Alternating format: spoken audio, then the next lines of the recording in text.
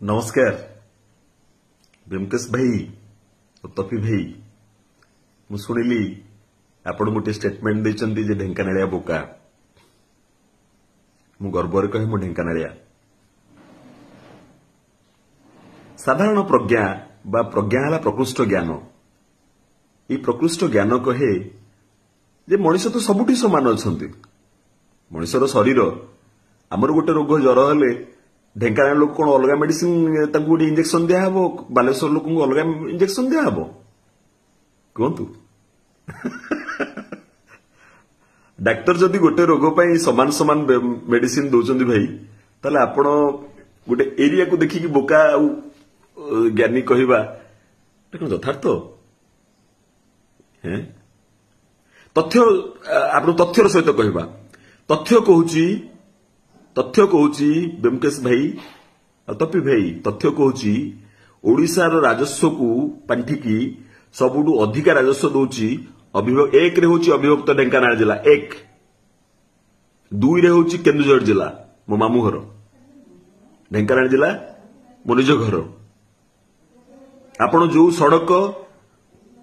बिजुली पानी रास्ता घाट ब्रिज स्कूल घर जहां भी देखुचंदी सेथिरे ढेंकानाल अवदान होची एक जदि देकी ओडिशा को देकी जदि आमे बोका भाई ताले बोका देई नहीं जदि बोका दबारे जदि बोका ऐतिहासिक भाव देखा गले ढेंकानाल आठगड़ बड़म्बा तिगिरिया रणपुर नयागढ़ केन्दुझर ये सब गड़जात एरिया एटी मुगल आ इंग्रेज पशि नथिले आपण गोटे डॉक्टर हृषिकेश पंडांकर गोटे बही पढ़िबे गर्व करिवार कथा किपरि भाव उपनिवेशवादी माने ओलंदाज ठारू आरंभ करके मुगल पर्यंत एवं ब्रिटिश पर्यंत किपरि भाव उपनिवेश करथिले एवं सेमानठू निज संपत्ति एवं निज इज्जत बंचाइबा पई किछि लोक निजକୁ चालाकी कहिथाई पारंती पीढ़ी पर पीढ़ी आमर एठी पशिବାକୁ थोड़े चेष्टा करथिला बाजिया छोट वर्ष पिला गुली खाइला किंतु इंग्रेज को पशे दलानी गुली खाइला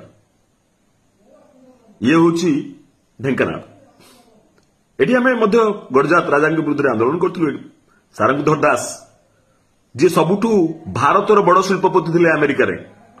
सबू शिल्प छाड़ी देकी आसते भारी ये जंगल में रही सारंगधर दास मूसा मल्लिक सारंगधर दास इतिहास शुणिले आश्चर्य होइजिबे जी अमेरिका पत्नी लुसी बोली सी आसी कहते तुम पलि आस अमेरिका तुम बड़ शिल्पपति अमेरिका सबुठ बड़ शिल्पपति थे से सारंगधर दास गले ना भल पाउले एते ढेंकानाल को ए ढेंकानाल लोक ये से माटी ये हूँ ऐतिहासिक पृष्ठभूमि तेणु गोटे जदि आपण मनीष को देखिए प्रज्ञा को देखिए मनीष सबुआडे सामान अच्छे एनाटोमी यूरोप रे जहाँ पाइबे आफ्रिका रे से पाइबे सबुआडे सामान एनाटोमी तेणु मनीष यदि सामान गुण स्वभाव अल्प बहुत सबुआडे अल्प बहुत सामान आप तौक निरक्ष देखिए सामान यही मो ढेंकानाल माटी आरंभ होता महिमा धर्म जी जो कहला शून्यता ही पूर्णता अर्थात तुम भितर शून्य हो से सन्त कवि भीम भाई लिखिते जे मो जीवन पछे नरके पड़ी था जगत उद्धार हो मु सबकि देदेवी ढेंकानाल लोक दे जानी देबे सबू देबे मु आपन कहूँ मो बेल्ट दे दीची थरे गोटे पिंधिली गोटे जैकेट दे दीची ओडिशा राजकोष को एक नंबर भाव में ढेंकानाल जिला दौची भाई देबारे कौन देले कौन बोका जी नेला से चला कि तेना आपण दी जण गोटे छोट परीक्षा कर दिंतु ओडिशा रे आपण देखंतु गोटे परीक्षा ओएस देखंतु कि आईएएस देखंतु कि ओपीएस देखंतु कि ओजेएस देखंतु विभिन्न परीक्षा देखंतु व्यंकटेश भाई आपण तो असंदे हाईकोर्ट रे देखंतु जो लॉयर भाई अच्छा केते लॉयर भाई अच्छा ढेंकानाल देखंतु आपण माने जो राजस्व वर्तमान जो सब नियम देखुं वर्तमान ओडिशार जो राजस्व नियम चलती सी थे विमल मिश्र आम ढेंकानाल राजस्व सचिव थे एवं सबुतक नियम बर्तमान ओडिशार सब राजस्व नियम विमल मिश्र द्वारा प्रणीत मुझे ना कहूनी गतिकृष्ण मिश्र चीफ जस्टिस शरद महापात्र चलीगले सबू वर्ग देखु ना कहूनी आहरी ना कहूनी ना कहवाटा आहरी मत आहरी मुझे भितर